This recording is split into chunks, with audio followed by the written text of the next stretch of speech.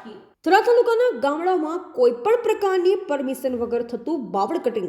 થરા તાલુકાની અંદર જ્યારે જંગલ કટિંગની પરમિશન આપવામાં આવી ત્યારે તેની આડમાં ગામડાઓની અંદર અમુક લોકો દ્વારા ગૌચરની જમીનમાં મોટા પાયે ગાંડા બાવળ કટિંગ કરી અને કતર કરી બારોબાર વેચી દેવામાં આવે છે।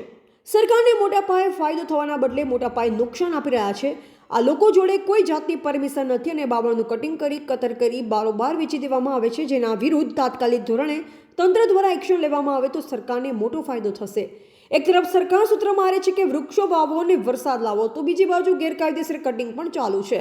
જો આના વિરુદ્ધ ફોરેસ્ટ ખાતું કે સરકારી તંત્ર પગલાં નહીં લે તો આમને આમ વિભાગોને નાશ થતો રહેશે। એવા જીતુ બારોટ, સંબંધ ભારત ન્યૂઝ, થરાદ।